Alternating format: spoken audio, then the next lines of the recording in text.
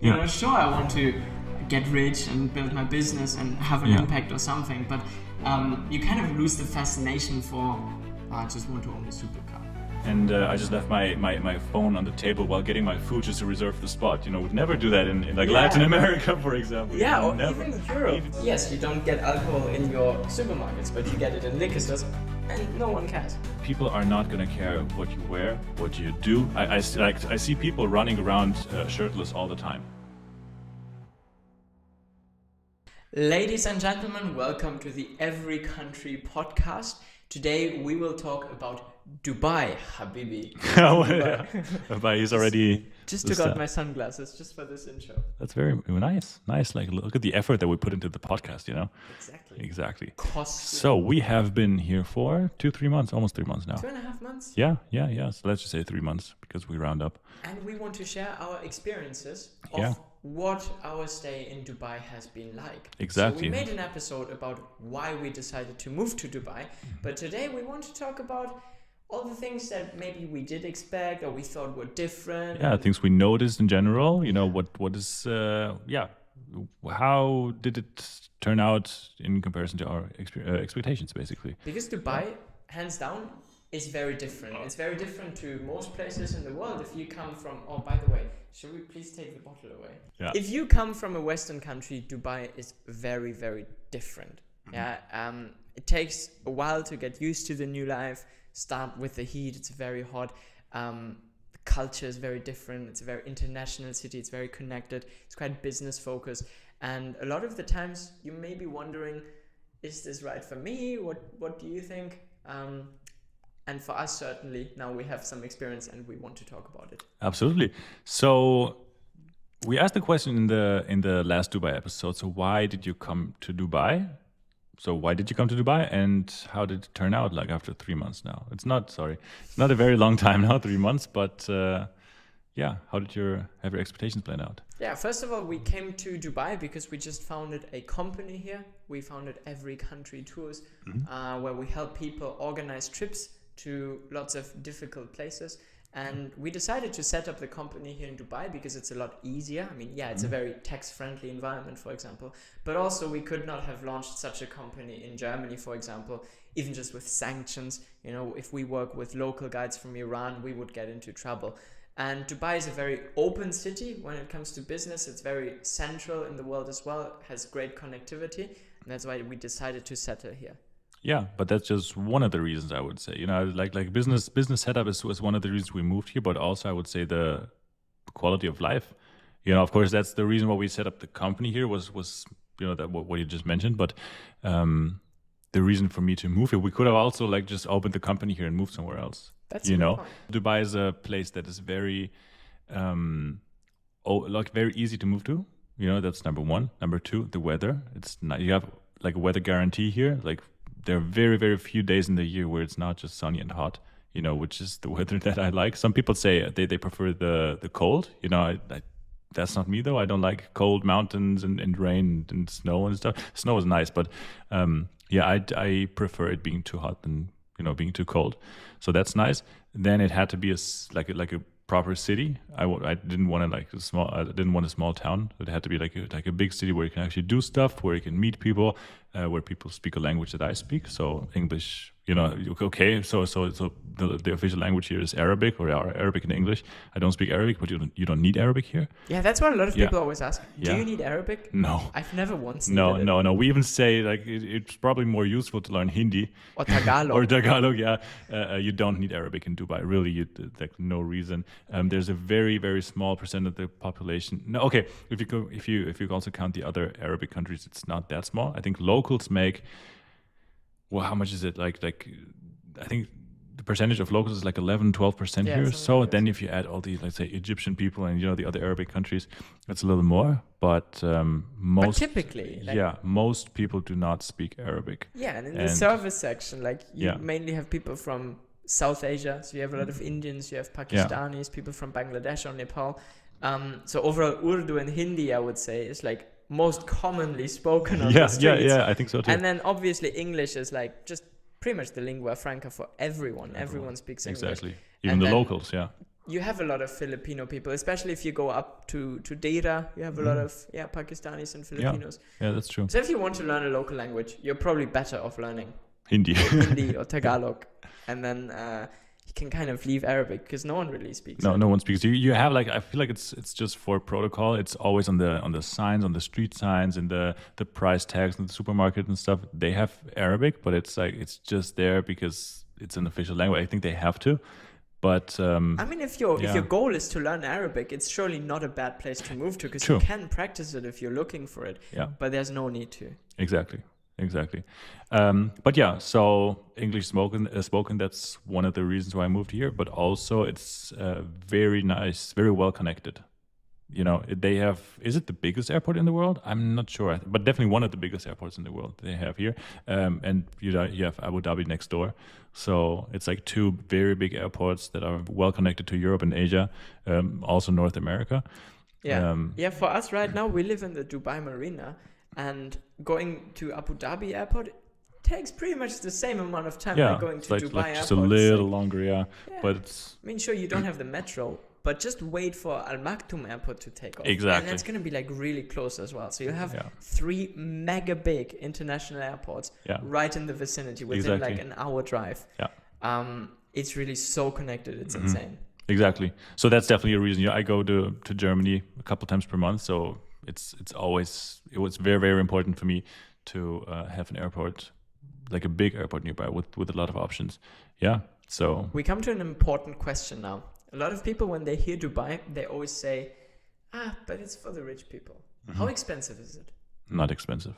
It's like the one expensive thing, but that's the case in every big city, I would say, are the rents. Yeah. You know, if you want to live in a very nice neighborhood, you have to pay a very nice price. You know? So, it's true.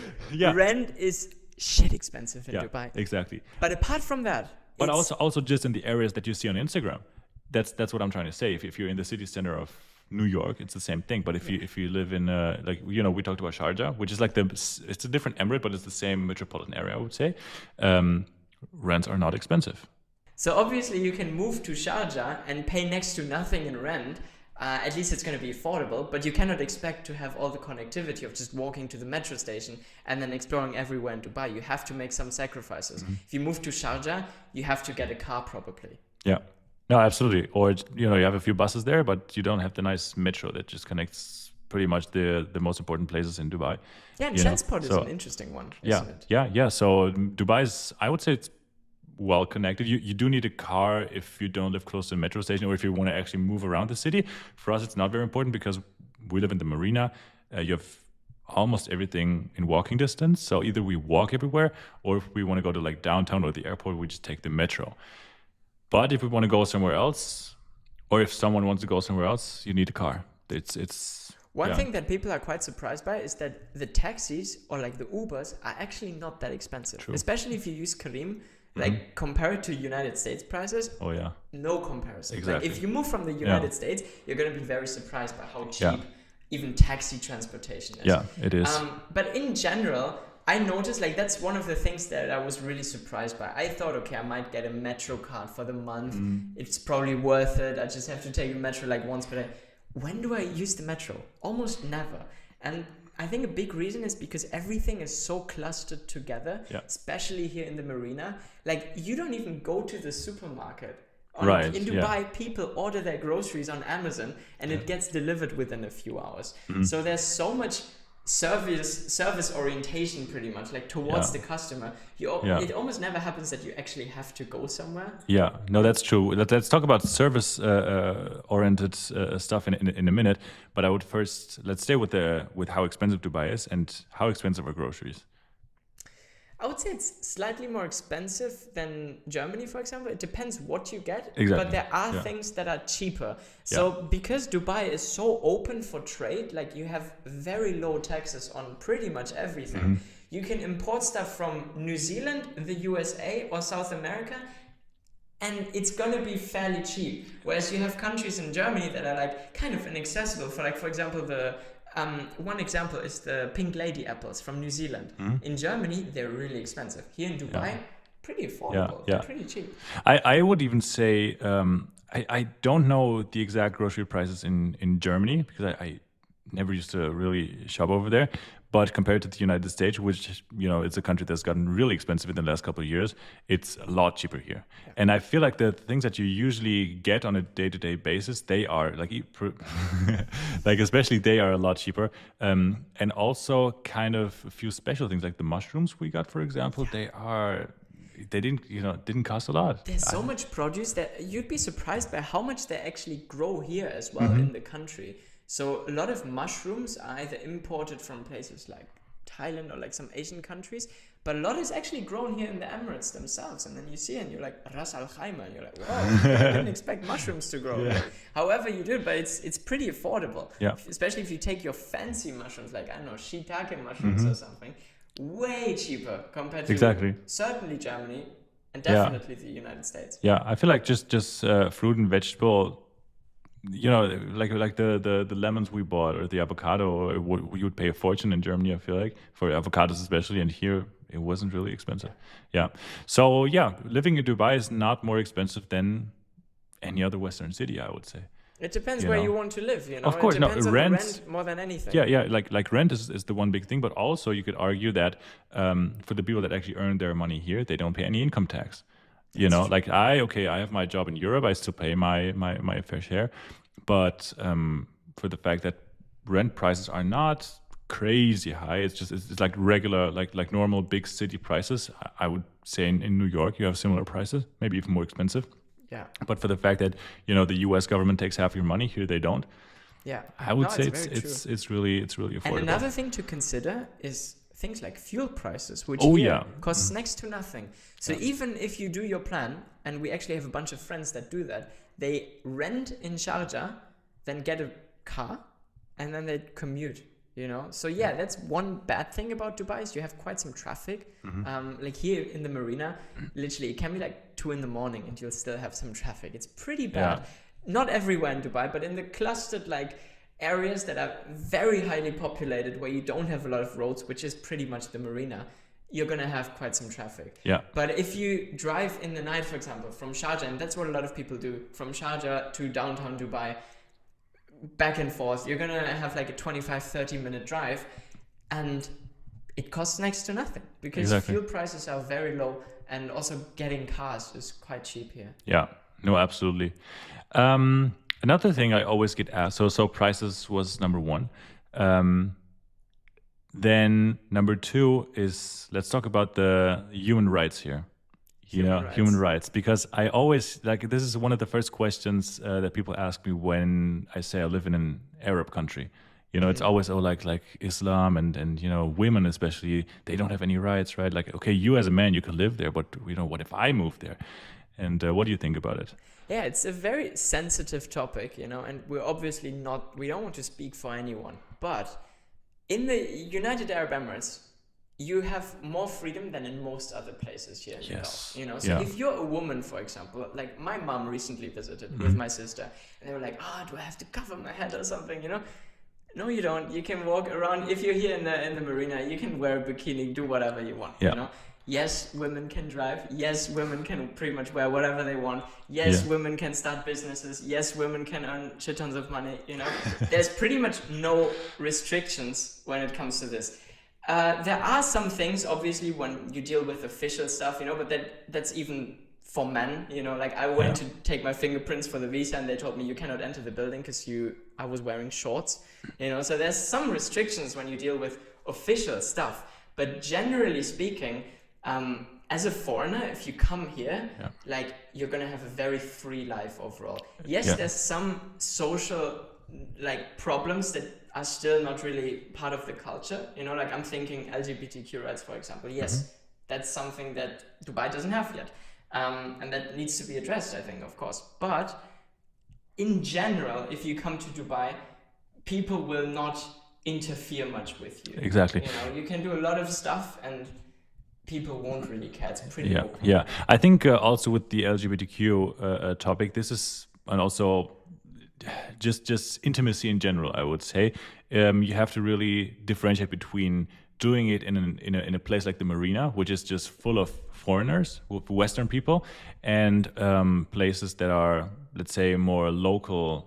Where more local people I would are. even differentiate between public and private, because in private no one will care. Well, that of course, yeah. Well, private is no discussion. But I would say here in the marina, people are not going to care what you wear, what you do. I see people running around shirtless all the time. Over the bridge now. Now it's November, so it's getting colder, and I see people like women in bikinis, men without a shirt, just walking over going for a run in the morning and in the evening without a shirt. I wear some of the gayest clothes out there. I have a pink flamingo outfit and eggplants, full print. I don't get in trouble. No. So that's what I'm trying to say. Of course, if you do that, maybe in another emirate or somewhere. What's like a place where a lot of locals? Probably like in the Dubai Mall.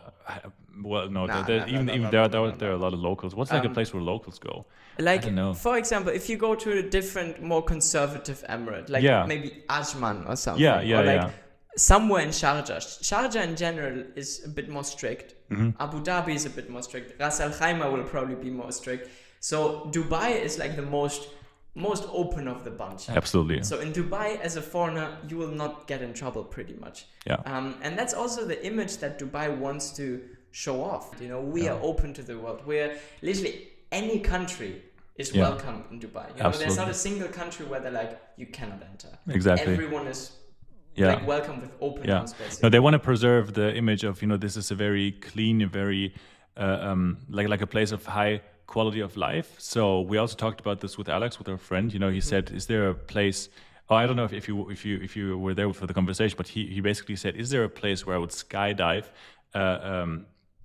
Would rather skydive than here, and probably not, because the rulers of the country, they want to portray such a positive image. If anything, such a positive image, if anything negative were to happen to anyone here, be it someone, that was the example, someone dying skydiving, or someone getting arrested for something that seems very normal in the countries that all the tourists come from, I don't think that would benefit the reputation. So they try to be as Western, or they try to give the Western people as many possibilities as possible, so that more people come, more people bring money, more people bring business. It's very true, especially when it comes to things like alcohol. Like here in the marina, for example, you have all the British pubs. You have Brits here, you have Russians here. Both of the bunch drink.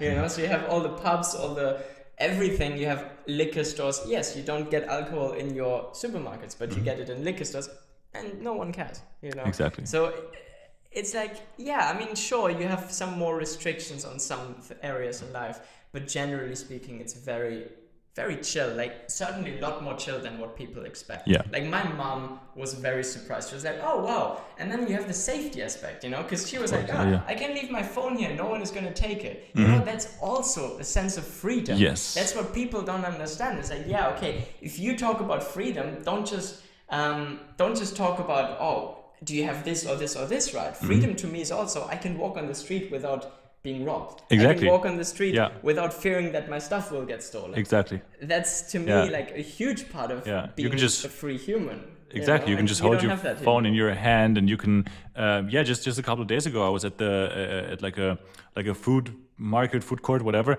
and I just left my phone on the table while getting my food, just to reserve the spot. Would never do that in Latin America, for example. Or never. even Europe. Even nowadays, in Europe, my mom was like, well, wouldn't my mom go to Mönchengladbach main station in the night in Germany? Hell no.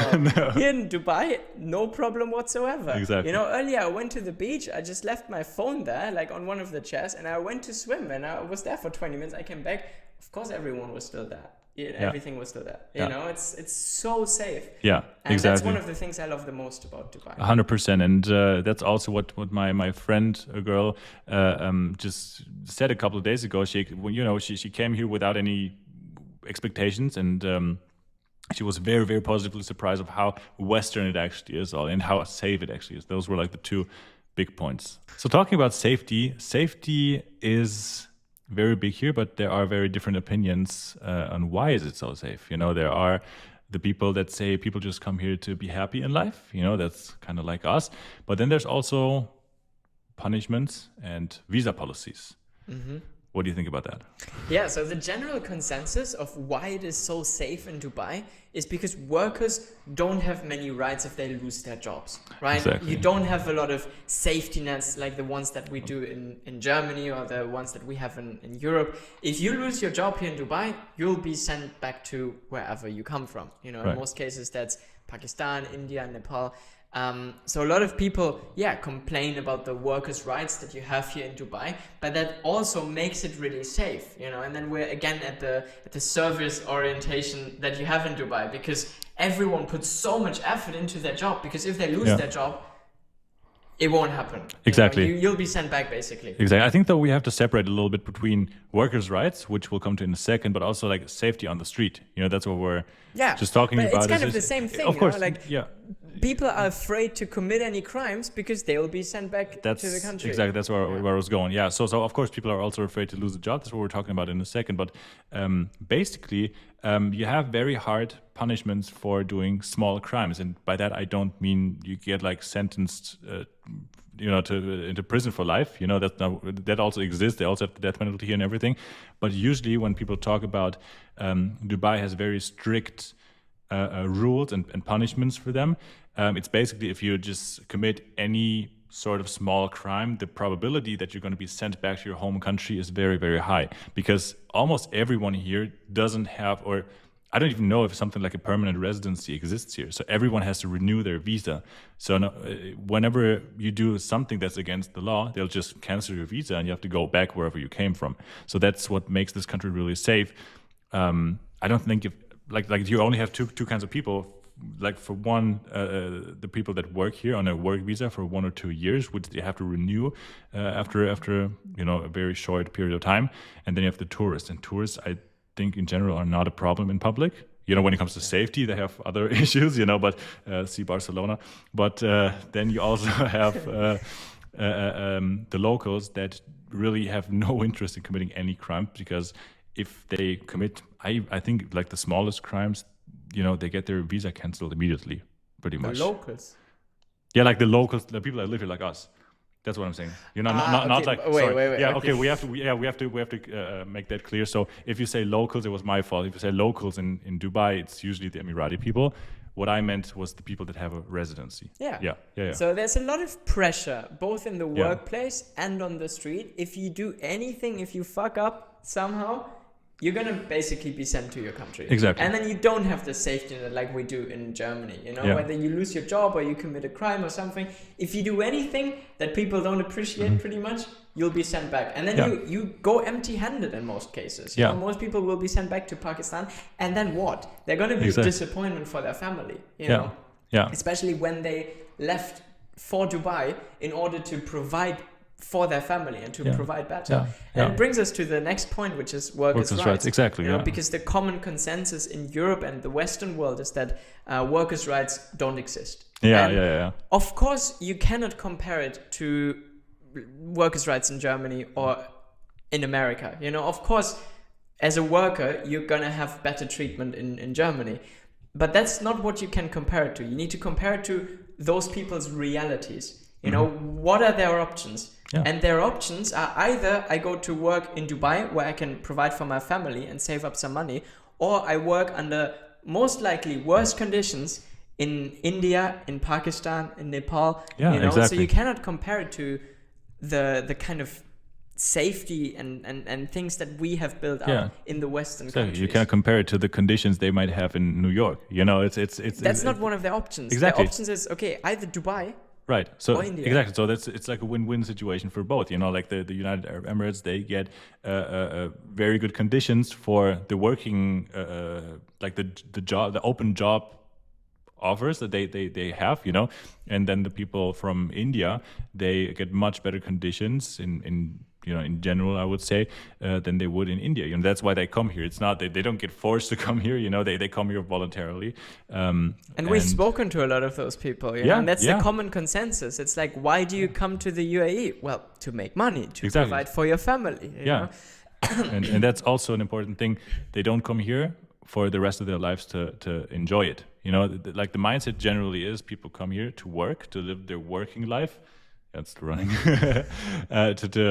to live their to work and spend their working life here. They don't want to make money during the week and then spend it all in the evenings or on the weekends. That's not what they're here for. The mindset is completely different. They want to provide for their families. They want to maybe save up for the future, but for right now, they don't care if they have an accommodation with others. They don't care if they want if they have to save up all the the whole salary that they earn in order to benefit from it in a different way. It's a different approach, For them Absolutely. it's work, and they have the decision basically to make. Do I want to work in India and struggle, and my whole family struggles, or do I want to go to Dubai, where yes, maybe not everything is perfect, but surely it's much better than in India, and I can save up, and I have a reliable salary and everything. One of the most popular models here for work is that you get accommodation for free and you get food for free, and then you get a salary of like $600 or something, more or less, out of which you send half of it back to your family, to India, Pakistan, where it's a lot of money. So your family lives like a really good life back at home. And you're left with $200-$300, which isn't a lot, but also you don't really have any expenses if you want to. Exactly. Sure, if you want to go out and eat or like have a subscription on your phone or something, you have to pay for it. But in general, you get accommodation for free, you get food for free, basic food. And the rest you can decide. Of course, for most people, it's not going to be zero, the expenses here, because they, I don't know, want to buy shampoo, at least, so they're definitely going to spend a little bit of it.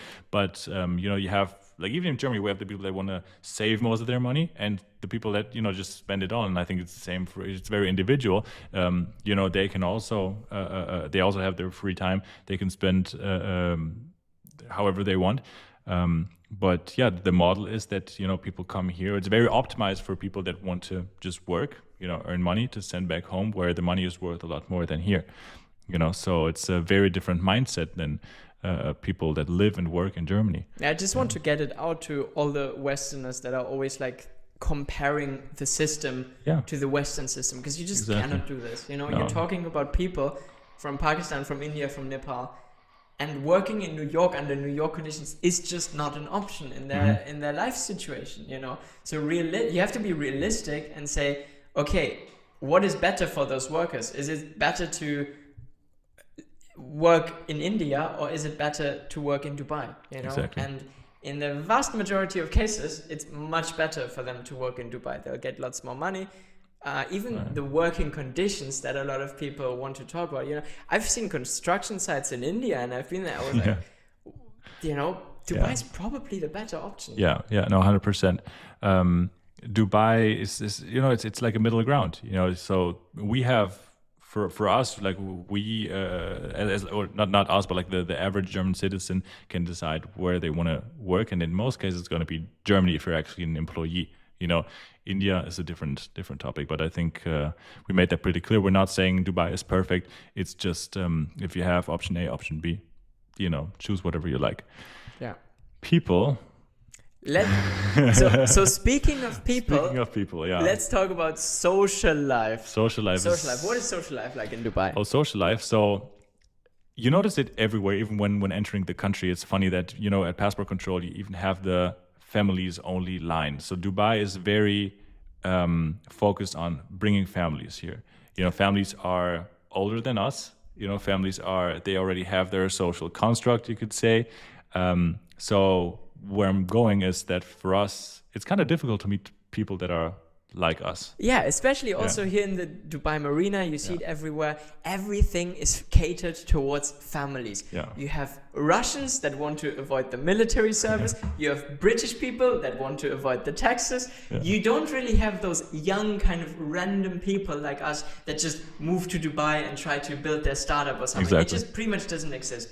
It's catered for high net worth individuals that in most cases are either older and individuals or they bring their families. Yeah, So we have so many families here in Dubai, but I'm kind of missing the young people. Exactly. Like our age. But as you said, it's catered for high net worth individuals, and chances are someone our age, in their 20s, it kind of doesn't fall into that category yet. Like I'm talking about age groups now. So most people that we meet here, in the building, in the marina, they're at least 10 years older than us. And that's also for me personally, I find it quite hard sometimes to connect with them because Dubai has such a business focused mentality. You know, people don't typically come here to like go out and party. I mean, yeah, you have this scene here in the marina, but it's kind of difficult to just make friends. You know, it's not this like European vibe of like open streets and everyone is chilling there and everyone is like socializing. Dubai is very focused on business. Yeah, because that's why the people come here. You know, people don't come here to, you know, make friends and be happy and whatever. People come here because they want to found businesses or because they want to grow their business or because it's definitely something business related, you know, because that's what made the city. Dubai is not Berlin. Exactly. Yeah, exactly. That's what we're saying. So what we're saying is we don't have any friends. You know? We do. No, actually we do. But it has been a lot harder than in other places. And just recently we just made a couple connections. And it's also because we've been actively seeking connections. Yeah. Even then it's quite hard, but we now use apps, for example, to meet up with people and stuff. And it does help. And people our age exist, but it's just not the norm. Exactly. Yeah, no, they definitely exist. So so we're not trying to say it's impossible to make friends. It's just be aware of the fact that Dubai is not a city where everyone hangs out and is open to new connections, network on a social level. It's really very, very, everyone's kind of closed. You know, it's like a closed mindset. You know, they're not trying to make new friends on the street, but everyone's in their own bubble, in their own film, basically. Yeah, it's a very it's a society that I feel like is a little bit, in a healthy way, but not in a bad way, but in a good way, egoistic. It's like, it's true. If you don't provide any value to me, why would I even bother? To it's true. I feel like that's what a lot of people think. It sounds bad, but it's not that bad. No, it's not. You do have everything that you need here in Dubai. You have bars, you have pubs, you know, you have, I said earlier, you have the Russians that come in, you have the Brits that come in, you have everyone else. All of those drink, and you have all the pubs and everything. You can buy alcohol. Sure, you cannot buy it at the supermarkets, but you have the stores for it, you know. It's pretty liberal with that, and you do have a lot of clubs and stuff. Yeah. But also when you walk on the street, it's very, you know, people don't pay much attention to other people. Everyone's in their own. Maybe we should just go to some clubs. We don't go to clubs Let's or parties. Let's go. Yeah, I don't know about that. Maybe that's not the people we're looking for. I don't know. And also, I think there. Can I say one thing, guys? Okay, just between you and me, Tinder sucks in Dubai. Literally, most of the people are like women that work for money, if you understand what I mean. And the rest is pretty much fake profiles. Like every 10th profile is like legit. So Tinder is very tough here. Don't try it. Interesting. I heard. I was gonna say, I have that no didn't come from me. No, it's one of our friends told us that. Yeah. No, but what I was gonna say is probably in the clubs there are mostly tourists. I would assume. Is that I don't know. I have heard from a bunch of people that the clubs here can be pretty good, but they're also expensive, especially if you go out party here, you know, where all the tourists are in the marina. Yeah, you will pay a lot for a drink, you know. It's like $10-15 for one drink if you're cheap. That's not that much. You think so? $10-15 for a drink? For me, that's a lot. I mean, for me also. I go to Mexico and I'm paying $2.50. Okay, he's comparing it to Mexico, but you go to Las Vegas to pay $60, you know? Yeah. Okay, anyway. For me, it's expensive. Sorry, I'm broke. What else? One more thing I was going to ask you.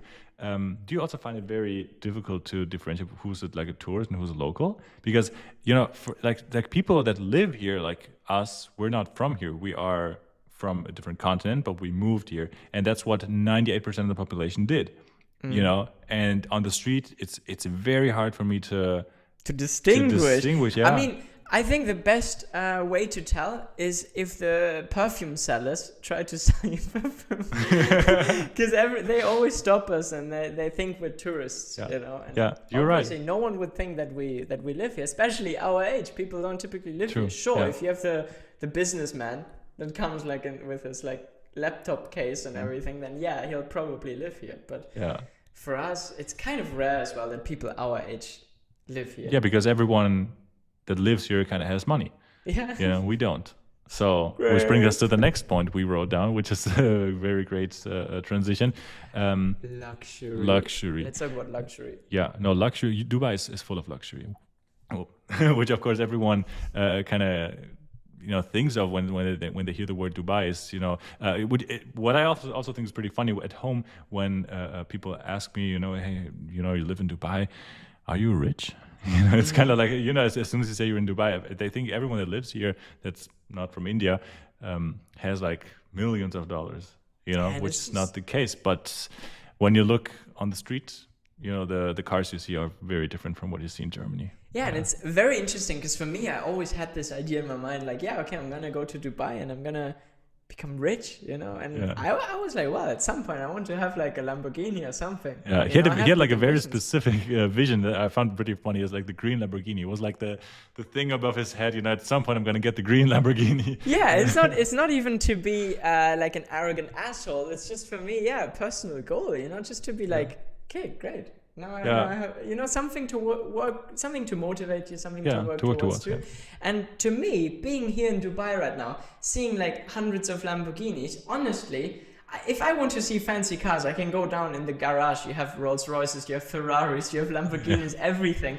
And it kind of takes away the fascination of owning a supercar. Mm-hmm. Like, I understand that for a lot of people, it's kind of the opposite, and they're like, oh, everyone has a Lamborghini, I need one as well. But for me, it did the exact opposite. Exactly. I'm like, I don't even want one at this point. Like, sure, if I at some point move back to Germany and I can actually use it as well and like drive on the Autobahn, then maybe, then it becomes interesting. But here, everyone has one anyway. Exactly. So that's exactly because supercar is this thing. Yeah, it has to be special. Like supercars are this thing that no normal person has a supercar. So it's kind of like a fascination that you have towards, okay, if I have one, I'm one of the special people. But here it's like, in some sense, like everyone's special then, but everyone, not everyone of course, but you have so many supercars on the street, so many Lamborghinis, Rolls Royces and whatever. It really takes away the fascination, So I'll be fine driving a regular, like a normal car here in Dubai, because if you have your green Lamborghini here, it's not special. Yeah, it's like having a Toyota in Germany. Yeah. Do I crave a Toyota in Germany? No. Because everyone has one. Normal. Yeah. And that's kind of the same what you have here with Lamborghinis. Exactly. Are you special? No. So do I need one? No.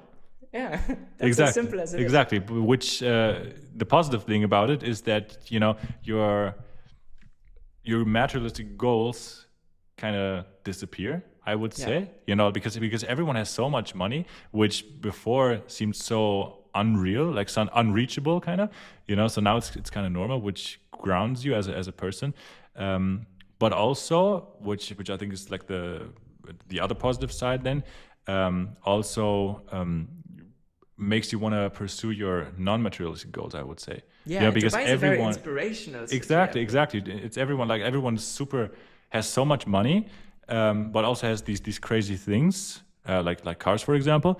So I'm like, well, I also want to have that much money, but I wouldn't spend it on a green Lamborghini then. Here at least, maybe we thought about buying one and then driving it to Germany. I pitched him the idea. He wants to drive like his Lamborghini. Wouldn't it be funny to drive a Lamborghini from here to Germany or to Europe?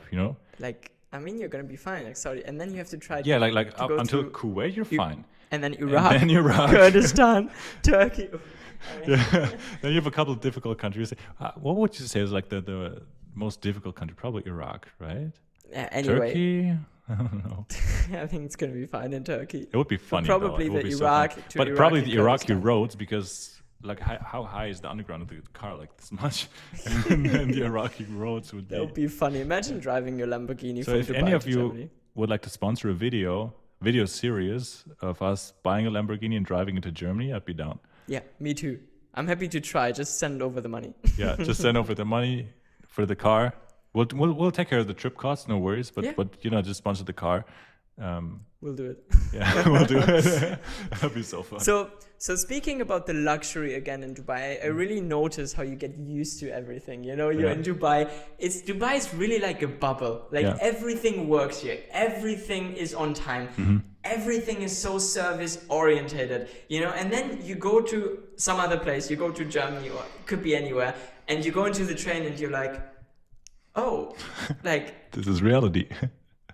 I kind of miss Dubai, Yeah. you know? So, in one way, yeah, you get really used to the luxury and you kind of start to lose the fascination for it, the appreciation. But even here, I mean, I live now in the marina and I'm like, you get really used to it, even to this kind of luxury. Oh, and yeah. You're like, do I really need like all the amenities? Probably not. You don't need it, but it makes life so much more enjoyable. I think, like, for even like only the fact that the metro comes every 4 minutes. You don't use the metro that often, but I go to the airport quite often. So every 4 minutes there's a metro. So I don't even look at when the next metro is coming because I know it's maximum 4 minutes. You know, when I need to go from point A to point B in Germany, I always check the connections first to see what's most efficient. Because if you get there at the wrong time, you have to wait 20 minutes. You know, here. Everything's super efficient. Metro is just one example, but everything just works, and everything you can rely on everything. Groceries, we order them online, they get here 3 hours later. It's crazy. It works, It's everything just works in Dubai, and it kind of shatters you back to reality as soon as you leave, because here you get really used to it, and again, it's kind of a bubble, and then you go somewhere else, and you're like, whoa, this is what life is like outside of Dubai, and you get so used to it. But at the same time, I still think it's kind of a positive thing, because you start to kind of get normalized, and to me at least it has this effect of losing the sense of fascination of like all your materialistic goals and like everything you kind of want to achieve, like those kind of nonsense things, like having a Lamborghini. Sure, I want to get rich and build my business and have an impact or something, but you kind of lose the fascination for I just want to own a supercar. Yeah, it's You're true. Not special. It's true, but you still have all the amenities that do bring a value. For example, like for me, it's also the weather. It's just a guarantee of nice weather. That's just like these things that maybe like sometimes there are a few big things, like for example the weather, but also I can't remember or I can't think of some of the small things. But like a few times per day, I have this thought of like, wow. I have this because I live here, and if I lived back in Germany, I wouldn't have it. I noticed it myself recently when I was transiting in Paris. Was coming back from Mali, and I landed in Paris for like an hour, and I was like, that's freezing. Yeah. And I was like, wait, I forgot, it's winter now. We're in November. Exactly. And November here means 25 degrees. You can still go out. Or now you can go outside, You get so used to it. It's crazy. Yeah. No, overall, so this pretty much covers our notes, our Dubai adventure after 2.5 months. So far, the verdict is that we really like it. We do struggle a little bit with the social life, but it is a very nice place to have as a base. I think absolutely. So much is certain. Dubai is so connected, very international, great food. A lot of people always say it's very expensive for food. It's not. Eating out, that's one thing we haven't even covered. Eating out in restaurants, way cheaper than in Germany, for example. Or the US. Cheap. You can eat for like $4 per night. And I just remembered one thing, social life. We've had so many guests here since we live here for this short amount of time. Like Dubai is a city, and that's also one thing why, I wouldn't say why I moved here, but it's like one thing I had in mind. Dubai is a city where somehow someone always stops by. Yeah. I feel like, it's like we 2.5 months, we've had how many guests? A few. 4, 5, 6, something. Yeah, like 6, something like that. Yeah. People always have like a stopover, and they're like, hey, I'm in Dubai for a couple of days. Can we meet up? Can we do this? Can I stay at your place for a night or two? And it's always so much fun. So even though we don't have a lot of local friends, we still have people staying here, and we still have a nice time with people that just stop by. That pretty much covers it. Yeah. If you do have specific questions, we're happy to talk about it. Absolutely. In the upcoming episodes. We at some point want to talk a little bit more about Dubai. Yeah. Because now we're kind of locals here, Look so at that us. would be fun. The Arabs. Habibi. So if you have any specific questions, do let us know in the comments, and then we'll implement it into future episodes. Yeah. And I think that's it for today. Thank you very much for watching or listening. And see you. Join us in the next episode of the Every Country podcast. Ma salam. Hasta la vista.